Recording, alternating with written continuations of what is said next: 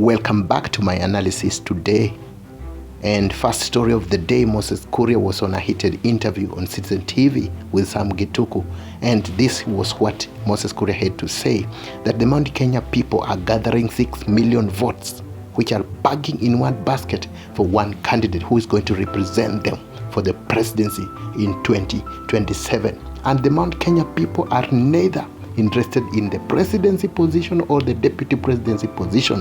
What they want, what they need is a government that works for the Kenyans. Let's watch this video of Moses Kuria explaining that. They voted for William Ruto close to 4 million votes, Mount Kenya region. They voted for railaodinga 1.2 million votes. There is, by the projections done, that vote would have grown to 6 million votes in 2027. They are telling me, and I'm talking about ordinary people, The other day we went around Muranga, villages with Governor Kangata, talking to people because I said I want someone to be a witness. So we went around Muranga with Kangata, listening to people. They are telling me in 2027, these 6 million votes, they'll put in one basket. They'll give one person. One person, I don't know who it is, but they'll give one person because of this kind of statements from Duale. And they say, what will they ask for that 6 million votes? They are telling me we don't want to be president. We don't want to be deputy president. Neither do we want to be prime cabinet secretary. What do they want? They just want a country that works. Second thing, Moses Kuria revealed that he resigned because he felt that the Mount Kenya people, or rather his people, were being targeted. Listen to the statements that was released by the Minister for Interior, or the Cabinet Secretary for Interior, Kipchumba Murkomen. Let's watch this video. After Sabasaba, Sam, and I resigned because Sabasaba shattered me totally. I was actually outside the country and I was on a flight coming. And I was even on the flight because we had the internet on the flight. I was coordinating on WhatsApp. I would get information from some wonderful people in Ruiru, Thika, and all these places, and then I would coordinate with security agencies. And then Third story of the day: Kimani Ichungwa, the leader of majority in Parliament, spits fire.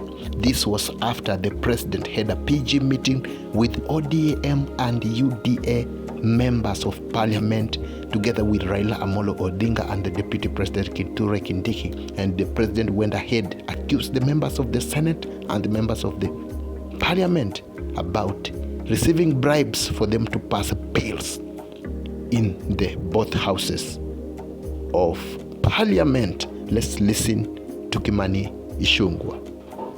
To come and represent them and oversight government on behalf of the people. Therefore, Honorable Speaker, when we oversight the executive and the judiciary, because we have that singular role as enshrined in this constitution, we don't do it as a favor to anybody. Not to the president, not as a favor to those serving in the executive. We do it on behalf of the people. Therefore, I want first to encourage members that nothing and nobody should instill fear in you in doing your work as members of Parliament. Because you are duly elected by the people of Kenya to exercise oversight even over the executive, even the office of the president, and even the president himself. That is why this house has powers under this constitution to impeach those in the executive, and those in the executive can do nothing to remove you from this house. Absolutely nothing. Because that is how we crafted our constitution, Honorable Speaker. Honorable Speaker, I have listened to many of the contributions, and let me take particular interest to what the Honorable Tienda Omolo said. That we have a Powers and Privileges Committee in this House, Honorable Speaker, which fortunately is chaired by none other than yourself.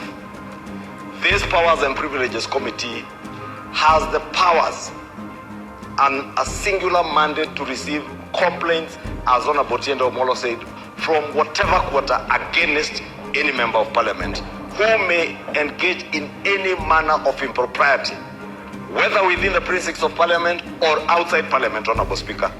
It is not fair to condemn the House in its entirety, Honorable Speaker. We have young members like Honorable Njeri, Honorable Joseph, who just joined this House the other day, Honorable Speaker. We have older members like the Honorable Kenan, the father of the House, who has been here for a long time, and yourself, Honorable Speaker. When this House is condemned, you are condemned. The Honorable Kenan is being condemned. The Honorable Njeri and Joseph here are being condemned. Honorable Speaker, there are people who have suffered. I am among those people who have suffered immensely from this condemnation. I was a sponsor of that bill the Honorable Murugara was speaking about as leader of the majority. I saw yesterday when figures of 150 million shillings were mentioned that relate to the Senate. There are people who went on social media to say, oh, that is the 150 million Kimani Ichungwa used to purchase I don't know what where. Honorable Speaker. No, this time they didn't mention a chopper, they were mentioning shares I invested in a bank. But I have invested an investment I have made, Honorable Speaker, from money I have borrowed from our own parliamentary circle and my other circle in Muhasibu.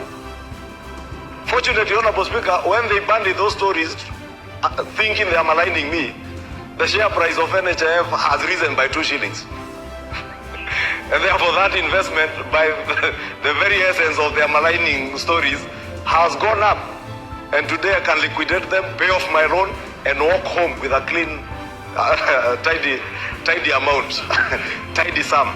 But you cannot vilify me for that.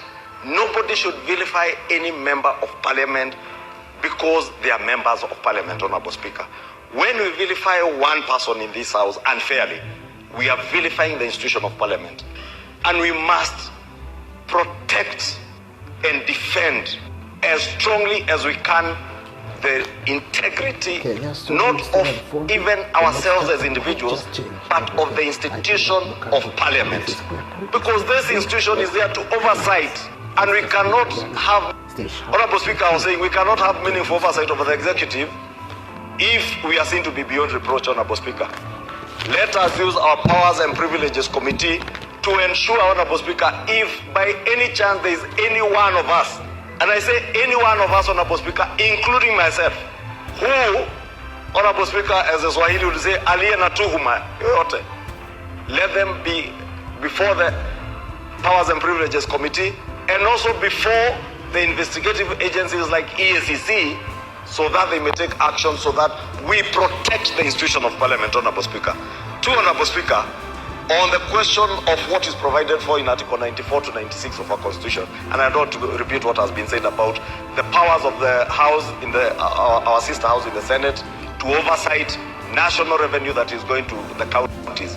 I think it is a matter, and I said it yesterday, Honorable Speaker, in that meeting, that it is a matter that is explicitly provided for in the Constitution. We cannot amend this Constitution by vilifying the institutions of parliament, whether it is the National Assembly or the Senate. Let us just purpose to live by the tenets of this Constitution. Honorable Speaker, NGCDF. Again, NGCDF is vilified and attacked in this fashionable thing to attack members of parliament. NGCDF does not belong to members of parliament. The Kikuyu NGCDF does not belong to Kimani Ichungwa. Neither does the Elders NGCDF belong to the Honorable Kenan Mohammed, Aden Kenan. Honorable Speaker, NGCDF belongs to the people of Kenya, to the constituents who have elected us to come and represent them here. We oversight NGCDF just like any other fund in government. Honorable Speaker, that to their sittings, they called my fund manager and the board officials here, the board CEO, NGCDF board CEO. Therefore, Honorable Speaker, we must also protect NGCDF, not for our own sake, not because we have anything to do with NGCDF, because it has everything to do with delivery of public good and services to the people who have elected us to represent them, Honorable Speaker. And let me just conclude by saying, Honorable Speaker, we would have no business being the people's representatives if we have nothing that we can oversight those that have been charged by the people of Kenya to hold public funds in their trust. Then we have no business being members of parliament if we can't oversight. We will have no business being members of parliament if you will be able to go to your constituency. You will find at a time like now when it is cold and rainy, a school latrine has sunk or a roof has been blown away, and you cannot influence anything, Honorable Speaker, with the NGCDF committees to ensure that you make good the lives of the people who have elected you. We must protect NGCDF with our blood and our souls, Honorable Speaker, in this house. Kenya's story is still unfolding. The next chapter might just change everything. I, Peter Mukangu, and this is where politics stops being headlines and starts being reality. Stay sharp, stay tuned, as the game is far from over. Goodbye, guys. See you in the next.